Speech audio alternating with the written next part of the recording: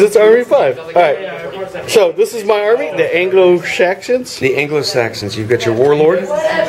You've got 3 units, 3 points worth of levies. So you've got levies with spears and shields, levies with slings, more levies with spears and shields, and then you've got 3 blocks of warriors. There are 8 men per point, but you can divvy them up however you want, of course, in units of between 4 and 12.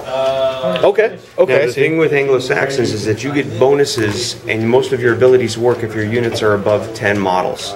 So I want big blocks. Right. The way that I usually like to split them up when I deploy them is I'll put a block of 4 warriors, 4 warriors, and 4 warriors, and I keep these 3 blocks near the warlord, and then I make one big block of 12 warriors and 3 blocks of 12 levies. Now, Mark's force, the Pagan Russ, is a smaller, more elite force. You've got 12 levies with javelins. You've got Hearthguard, Hearthguard, Hearthguard, and Hearthguard, and a unit of 8 warriors. The warriors are the only ones with naked bases. These guys, obviously, you can group them up however you want. You can make bigger units, no smaller than 4 units, but they hit pretty hard as it is, because each one generates 2 attack dice. And then there's my my naked Saracens. Yes. I've got 3 units of Hearthguard. The war machine. Yeah, it is. I got 3 units of Hearthguard. Nice. I've got a unit of levies with bows. Okay, cool. I've got a unit of warriors. This guy's awesome, by the way. He's like, I have a spear, eh? And because I only have 5 points worth assembled, I have Saladin. Nice. He costs a point to use, and so he's a special character. He's a special character. Nice. So that'll make me. So not only is it the unpainted army, but it's like the power gamer army. It's like right for the war machine. But it's fairly straightforward. So okay, cool. So we're gonna set up. This is our table, and we're gonna play some Saga. And a quick reference sheet for you guys. Nice. Okay. Right, what's up, guys? Heretic U here, and we're doing a very special battle report. This time we're doing Saga. That's right. We're gonna be playing some Saga. Now, I've only played a couple times, and basically what happened is my good friend Phillip decided to bring some of his beautifully painted armies and show us basically how to do a demo game. So this battle report is going to be a little bit different in that I'm going to leave a lot of the audio in as he explains what is going on. That way you don't. That's a bonus for you guys, because then you don't have to listen to me clumsily try to explain this game. And since I'm new, I wouldn't try to anyways. So, yeah, we're going to move on to the deployment. Now, this is a 3-way battle between the, let's see, Pagan Russ, and I was the Anglo-Saxons, and the Saracens.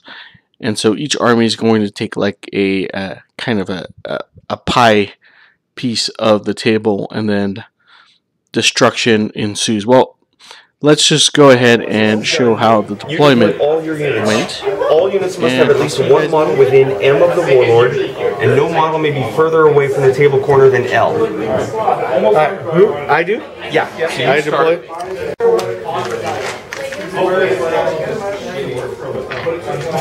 This is my deployment. Whoops. Okay. I dropped something.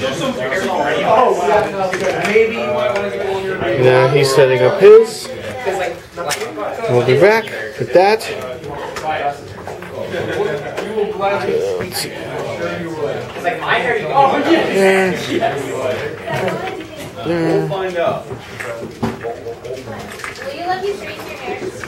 Saracens deployment. Cavalry facing there. Cavalry there. There. These levies, right? Levies. These are levies. Oh, levies with bows. So what are these guys? Those are warriors. Warriors? So, what? All right. So, yeah, Back with his four first gird. Wow. My gird. Germany, Hearth gird. So you kept them as units of 4? Yeah. Okay. Hearth guard. Hearth guard. Hearth guard? Warriors. Warriors?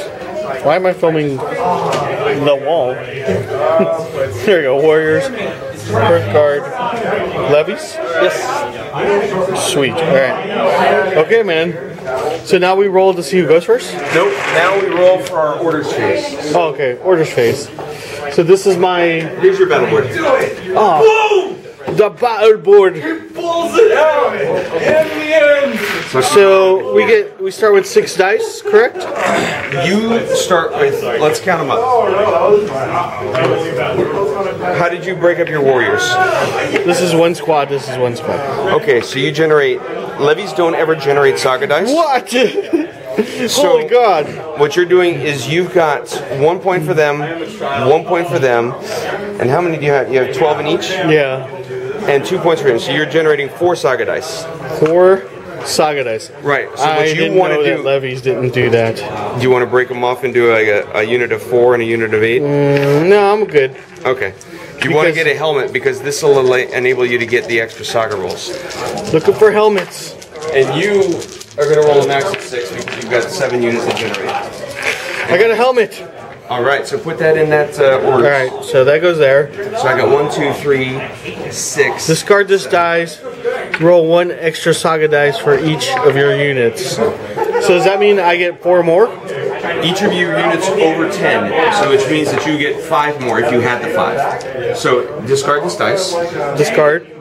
Goes away. And now you've got 5 dice, yes?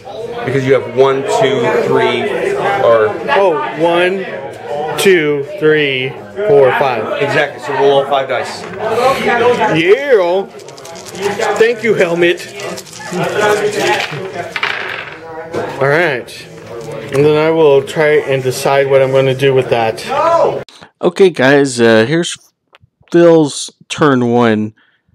Basically just moving everybody out. He's got the levies with bows being supported by the warriors. The big guy groups up with a squad of Hearthguard on horses, and you can see moving on to his Hearthguard about to engage my guys. Because it's still my turn, I'm going to do Rise of the Crescent. This ability is an activation. Designate 3 of my units. Your opponent chooses 1 to take 1 fatigue. The other 2 are activated, and these activations do not generate fatigue. So, I'm going to nominate my archers, my warriors, and my levies. So, between the 2 of you, which one of these 3 units do you want to take fatigue? Horsings. Sure. Horse's eye. These 2 are activated, do not take any fatigue, even though it's their second activation. Someone just walks into like, wait, no. That's not like what I mean. It's going to get bloody real fast. That's good. No, like what I mean. And because they're going to move into terrain, they're only moving short. Oh, sniper show. MLG. Like she knows MLG sniper. 360. Oh, baby, There's an achievement called 360 no scope on Borderlands PC. That is a bitch to get. Alright. That is my turn. Okay, so moving on to the Pagan Russ, their first turn. I'm going to utilize this first turn footage to sort of go over some of my notes of Saga. So Saga is interesting in that you get this each faction has a Saga board and a set of Saga dice. The dice allows you to, for instance, activate units and unit abilities. So it's very resource intensive, especially my setup, I kind of screwed up there, guys. So I thought all my units were going to generate Saga dice, and what I found out were that levies. Now, levies being one of the sort of low infantry unit in the game. Basically, there are Saga's weird in that each unit is basically, or each army basically consists of the same types of units. You got warriors, Hearthguard, which are more elite warriors, levies, which are your kind of rank and file basic guys. So I did not know levies did not generate Saga dice. So I'm rocking only 4 Saga dice a turn. If I don't roll a helmet, I will not be able to activate all my units. As you can see, I have 3 units of levies alone, plus 2 units of warriors. Yeah, I'm the way I'm moving. I'm kind of splitting my forces up into 2 units, and using that unit of levies as a the ones with slings to be the first line of defense before my warriors get hit. At least that's my idea, anyways. So that appears to be first turn. And here we are setting up for second turn, rolling Saga dice. Now, I remember my second turn, I didn't get any helmets. So you can imagine that Saga dice, you're not only activating units, but you're also use them for special abilities on your units. So with 4 dice, there's not a lot of options for me. I believe I even got, I think I got first turn. Everybody was sort of allocating. I'm barely learning the Saga board, so I'm trying to think of what to do with only 4 dice. So very clumsy start for me right off the bat. Just not knowing much about Saga or the rules. But I think it'll be okay. I mean, for example, your warlord can he gets a free activation, and then he can drag a unit along with him. Let's watch Mark take his next turn. Now, we mentioned you heard Phil mention fatigue, and we'll get into what fatigue does. It's a really interesting mechanic because you can use Saga dice to activate your units. You can activate the same unit, multiple times. But when you do that, if the unit has to, say, move twice, they're going to gain what is known as a fatigue marker. And that can be used by your enemy several different ways. So if I was attacking a unit, for example, with fatigue, I could spend that unit to make them easier to hit. Or I can spend that fatigue to make me harder to hit. Now the pagans, they have a special ability that actually uses the fatigue markers against you, and we're going to go over. Well, you'll see that in action later on, and it's a pretty powerful ability. Yeah, but I'm kind of glad we got these first two turns sped up, just so I can explain a little bit about Saga, and then I'm going to let, like I said, plan is to leave some original audio in so you can hear Phil explain the game much better than me. Okay. Because you have a particularly nasty ability that if you pop that ability, everything with a fatigue kills the model for every fatigue it has. Oh, nice. Yeah. You get fatigue if you move more than once in a turn. If you fight in a battle, you get fatigue. You can get several fatigues, and it really starts to hamper your ability. That's really realistic. I like that. Because if you push your people to their limit, it really fatigues them. Yeah, I mean, it makes and then the opponent can use the fatigue to either make you easier to hit or easier to wound. That's incredible. Yeah, it's kind of really cool. Resting them, Like, that just makes sense. Yeah. activating the warriors. Yeah, you can push your guys, but, you know. So the second move. I don't know if you were looking for like a miniature thing to get into. I was for a long time. About it, maybe. All right, that is my turn. So turn 3, All right. 7. This Oh, game so you is- held them back? I did. So now, the Dang it. way that we generate the Saga dice. Getting 2. 1, 2, 3, 4, 5, 6. I get 4 dice, right? Oh my god, I rolled so Yes. many. 1, 2, 3. Okay. I need a helmet. So each one of my units is generating a Saga dice. He's generating 3 because he's the warlord. Yes. Nice. Yes. This Helmet. thing is good. Yeah. So now I get 5 dice. Oh wait, I used that. Discard that. 5. Alright, so these I have yet to use. Discard that, roll 2 extra. All right. Let me think here. So here we are. Start of turn 3. No combats yet, but as you can see, our forces are getting really close, and I hope you guys paid close attention to that last piece of audio where Phil was explaining fatigue, and basically, so there's several ways to get fatigue. Fatigue plays a very big part in this game. So, taking place in a battle will fatigue your guys. Now, you can also on their following turn, you can activate them and rest them, which will remove the fatigue marker. So basically, that's what fatigue is.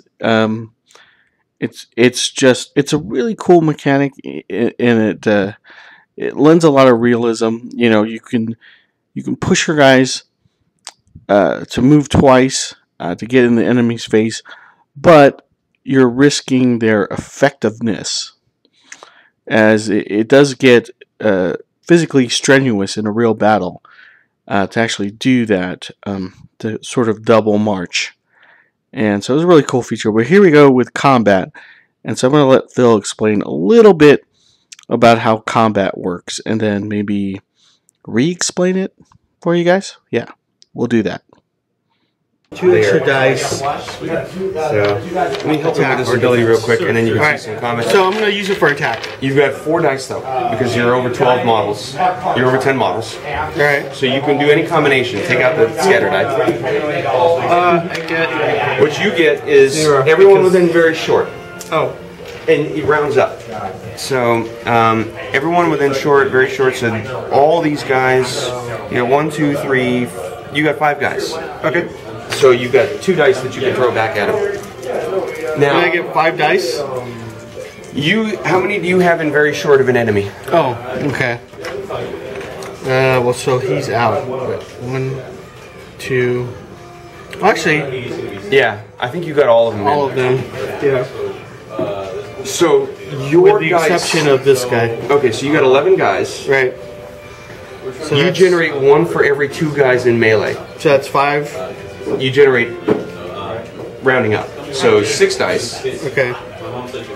Then this gives me 2 Plus- extra dice. Plus 4 extra dice. 4? Yeah, let's check it out. Or what'd you say, defenders of them? Yeah. If your model, you gain 2 extra dice. So 2 extra dice and 2 extra dice because you've got more models. This is why it's advantageous to be in a big unit. Now, before you roll that though, you can opt to designate some of your dice as defense dice automatically. No, I'm just gonna attack. Okay. There you go. So right now, because he's got shields, you're hitting him on 4s. Okay. You're hitting him on 3s. Rat-a-tat-tat. 2 hits. More. Wow. More. So he takes away 2 because I rolled 2. No. No? Now what you do is you roll 2 dice for defense, And I roll. and you roll all those dice. So you roll And I need, 7. You cancel on 5s. Oh, I lost 2 guys. Yep. Anybody within short? Anybody. It's your I choice. cancel on 6s. You cancel on 5s. 5s. 2. All but 2. So you got 5 guys dead, he got 2 guys dead. I moved my 2 guys. Don't they have to be within short or no? No, it doesn't matter. Anywhere in the unit. I mean, it's only the guys in very short that count for the combat, but you can remove the casualties from anywhere. Now, before you do this, give the casualties to the person that killed them. There you go. And that way we can track the score after the game. There you go. I got all the Charlton Hestons. Okay, so now that that's done, Yeah. each unit takes a fatigue, and Mark's unit bounces off short. Alright. Saga Geo.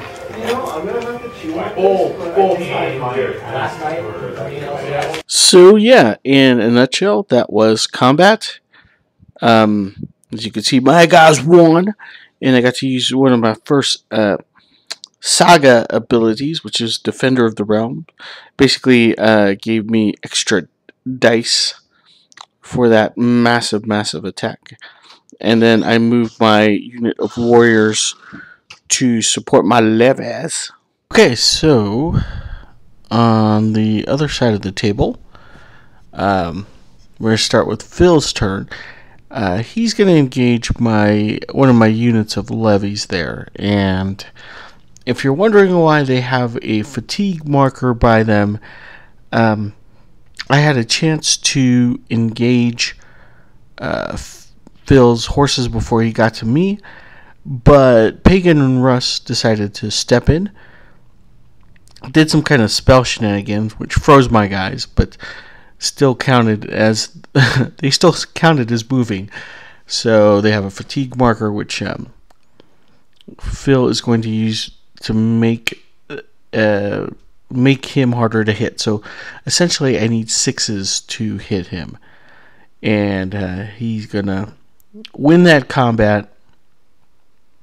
I'm gonna flee, and then he's gonna engage me again with a second unit of mounted Hearthguard. Again, he's gonna spend the fatigue to make me easier to hit, which is awesome. Or no, I think make him harder to hit. So again, I'm looking for 6s, which is a no-go. And again, we lose, and this time we fall back into the rocks there. Then he activates his unit of, I believe those are warriors, and then his Hearthguard on Steed, along with his special character. So Phil going very aggressive on both ends of the field, kind of taking out my first line of defense there, as I try to fight a battle on 2 fronts. Against the Saracens, we are losing, but not doing so bad against the pagan Russ. Now we go with speaking of the pagan Russ. Here comes Mark. He comes in and charges in with a unit of Hearthguard into my levies there.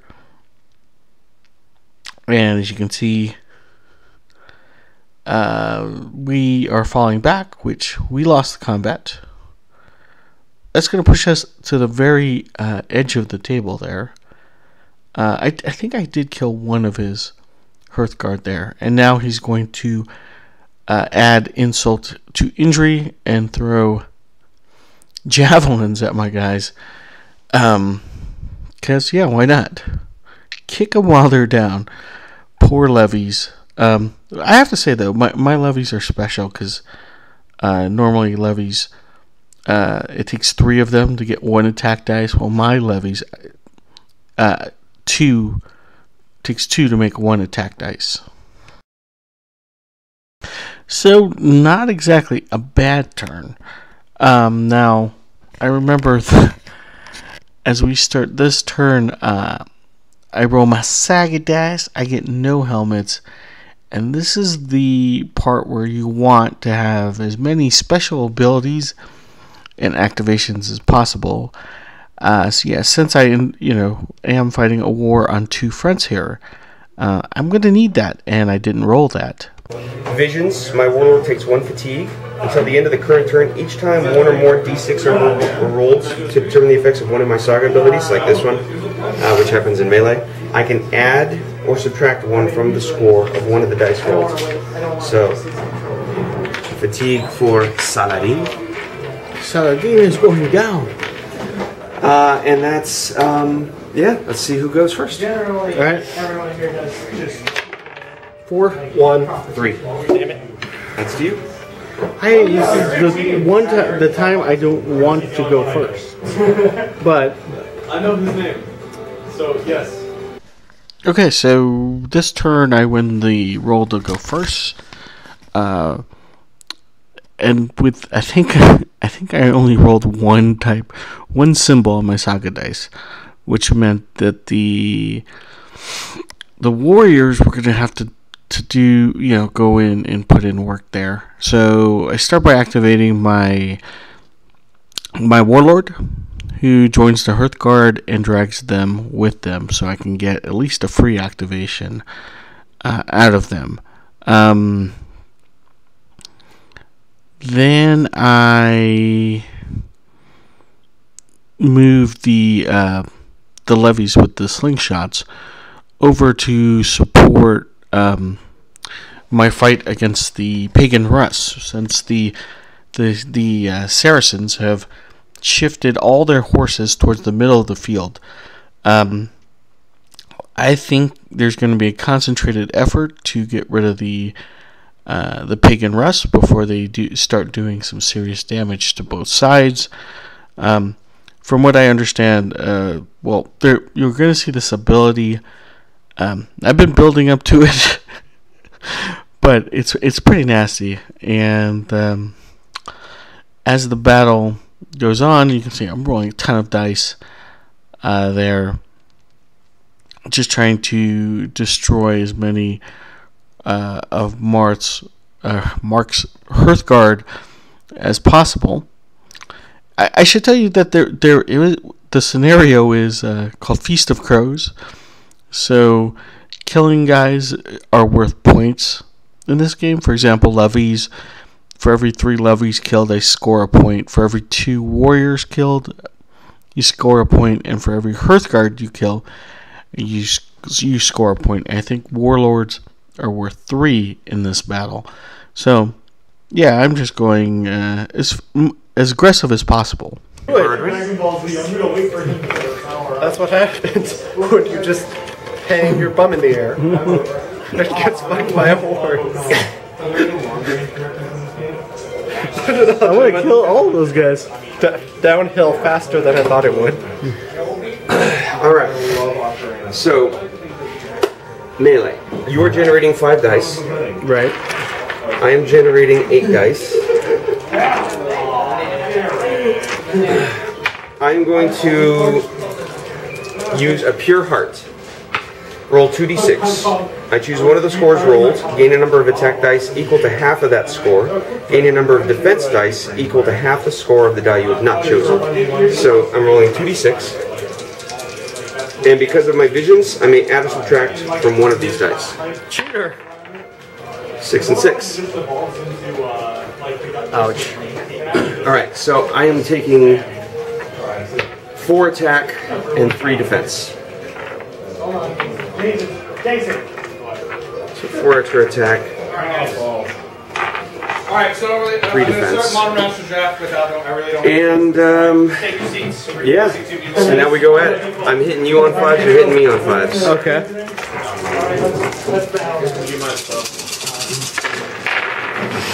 I missed everything. I missed everything too.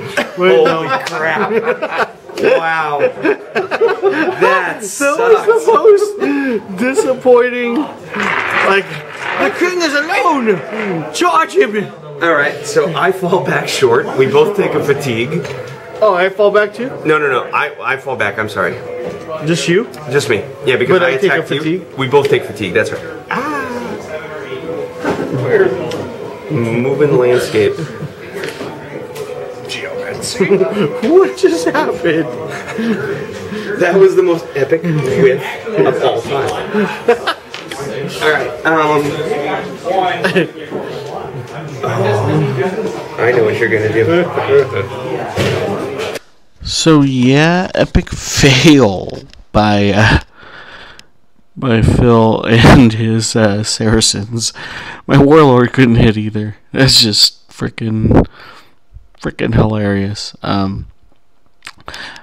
But tactically speaking, I shouldn't have left my Warlord out there by himself. Because he has a special rule, like if he gets wounded, a regular soldier next to him can take that wound. So leaving him out like that is still a bad idea, as Mark charges down my levies and I roll like shit, which I just showed the camera, and I didn't make my armor rolls, so we're pushed to the brink of extinction.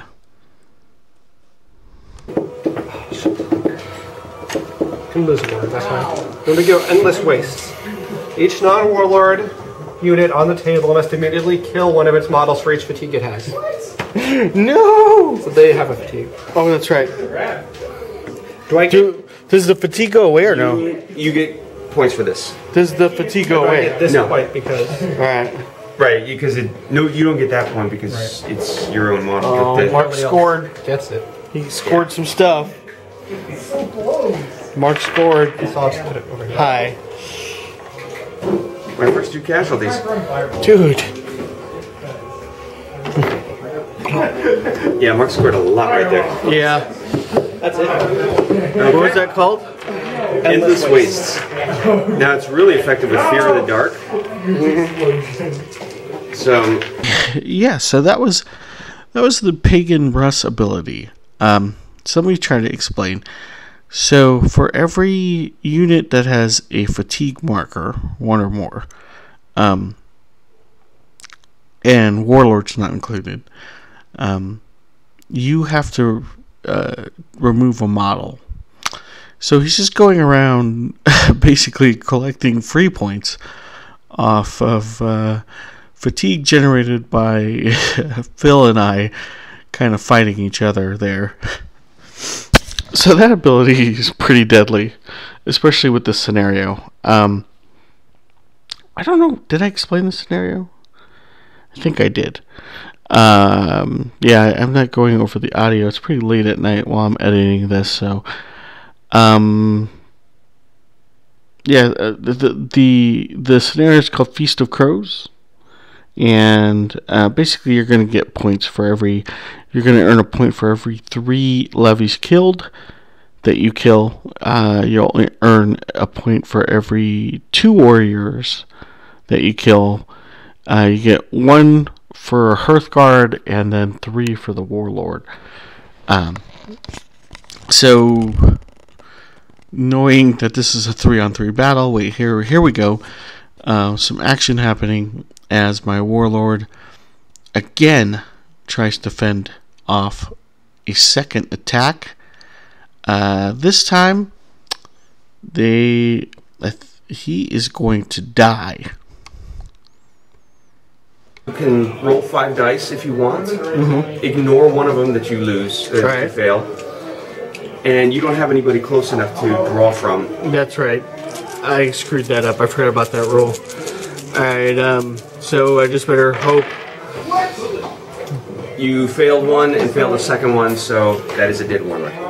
He only has 1 wound? Yep. This isn't Warhammer? Son of a... You mean War Machine? My lord is dead! My lord! And now you roll 2 less Saga dice. What? I only have 2 to begin with. Sorry. You get nothing! You lose! Good thing, sir!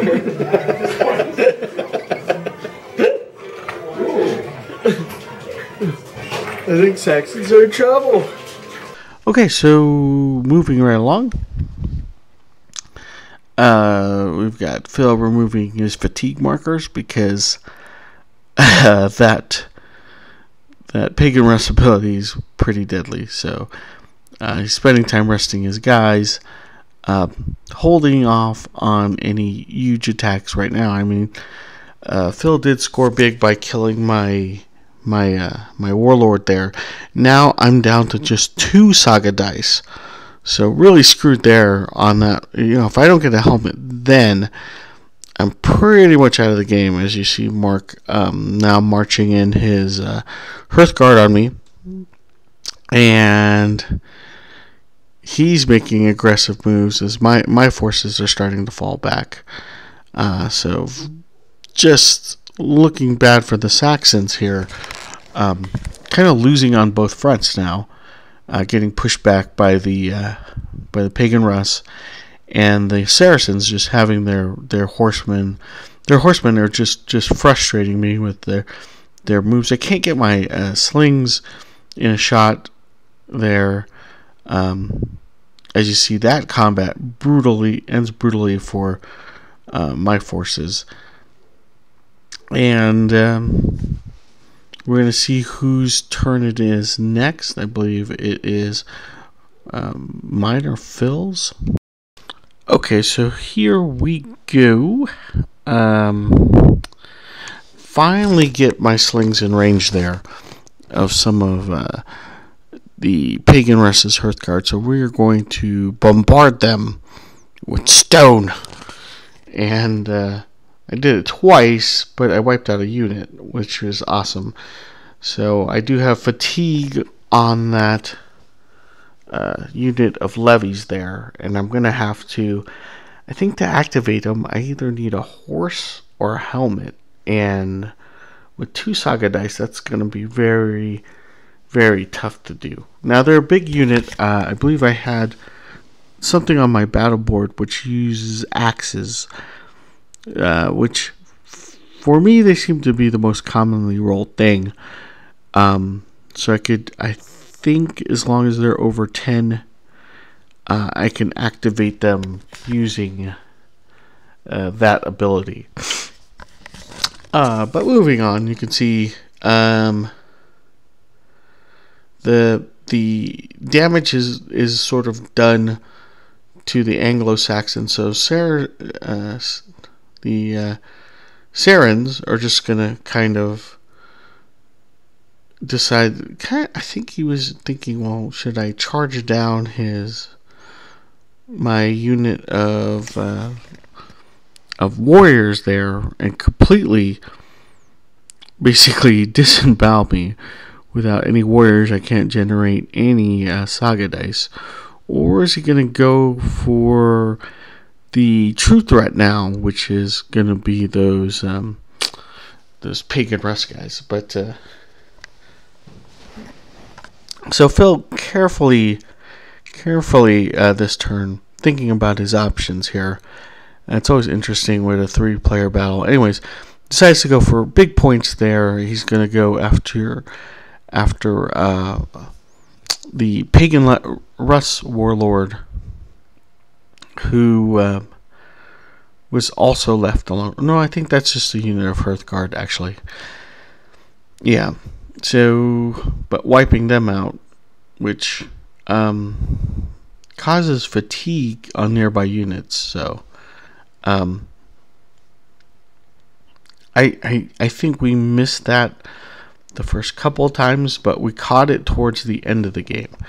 That if you eliminate a unit nearby another unit, then the surviving unit will take fatigue. So that's huge. So here we go. Phil splitting up his forces here, deciding to take out my warriors as the game is starting to come to a close now. And we're going to resolve combat. So let's see if there's any other cool sort of mechanics to go over. As you can see, I think Saga comes with those little measuring sticks, which come in handy. So you got the people on foot move medium or M. If you're in difficult terrain, you move S. And when I'm falling back, I'm using the S marker or the S ruler to determine how bad I fall back. But as you can see, falling back on that front is going to be bad. And then we have a unit of warriors moving up to engage another unit of Hearthguard. They're going to use their battle board to do some sort of shenanigans where they can activate again without generating fatigue. Or wait, he just generated fatigue. I think that's because they did do a battle, and you know, the Hearthguard winning for the Pagan Rust, so driving back those Saracens for the time being. So let's look at the counter move by Pagan Rust as they engage that unit of Hearthguard there. So we have a little combat, and wow, talk about your one-sided stuff. So the Hearthguard eliminate the Pagan Rust's Hearthguard, so whew, really big deal there. As you can see, Saracens basically trying to keep score, or to score more than what the Pagan Rust are getting. So because the Pagan Rust, they have that ability to sort of just automatically take guys. That's basically just handing them free points for just being fatigued. So that's pretty insane there. Alright, so let's move on with the battle. You can see there's a lot of emptiness, that empty space going on now. Believe this is in between turns, and everyone's allocating Saga dice and thinking of their next move. I unfortunately did not get a helmet, so I only have 2 Saga dice, and I decided to use them for defensive abilities. I might have allocated 1 to activating a unit. We'll see as we go through the footage. As the Saracens begin to push, and this time going after the Warlord, now that the Pagan Rust Warlord, more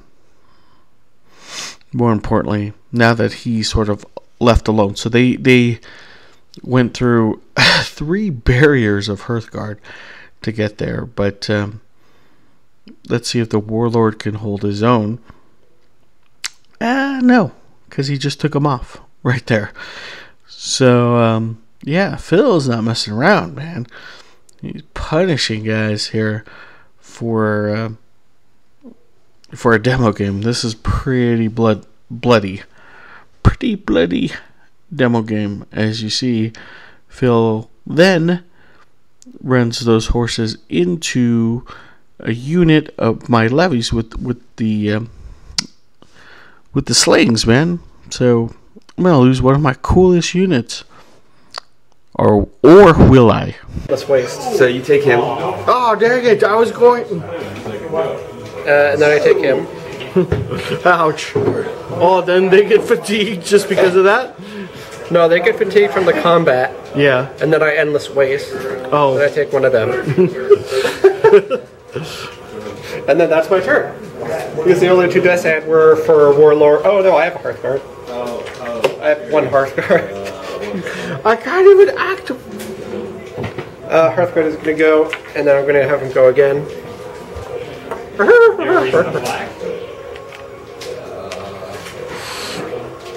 Wow. I can't really do anything on my turn. That was so worth it. Let me see, medium? Did you not expect that? I was expecting that. No. That was pretty No. Yes, it was. Yeah. Because it has to be 10, right? Mm-hmm. Yeah, thanks for zapping the 1 model I needed. Yeah, so that was my turn. And that's And look at how much death. There's just so much. Like, there is so much carnage. yeah. Alright, so we're going to calculate points, and then we're going to see who the winner is. He's worth At 10. Yeah. 10 points score for the Saxons. Let's hear it up for the Saxons. Then 19. Those are hearth cards. So 1, 2, 3, 4, 5, 6, 7, 8, 9, 10, 11, 12. These are 13. These 14. Are hearth card? Yeah. These guys are warriors. Ew. You got 14 points. 14. Yeah. All right. So just keep it so that we can keep track of. 14. That yeah. All right, and then you got 19. Yep, 19 points. Fucking balls and legs. But again, 14 points, and I got 6 more points than that because I killed 2 warlords. Yes. So, turn up your ass. Wrong possible. 2 for 1. To get his pile. His pile is huge. Oh. Let's throw this guy in with this. Oh. Right. This is a warrior. He's a warrior, so throw him over there. Or those are those are your casualties too. So 8, 9, 10, 11, 12, 13, 14, 15, 16, 17, 18, 19, 22. 22. Wow. Not bad. Nicely done. That endless Penguins waste was win it. killer. Penguins win it. All right, that was Saga.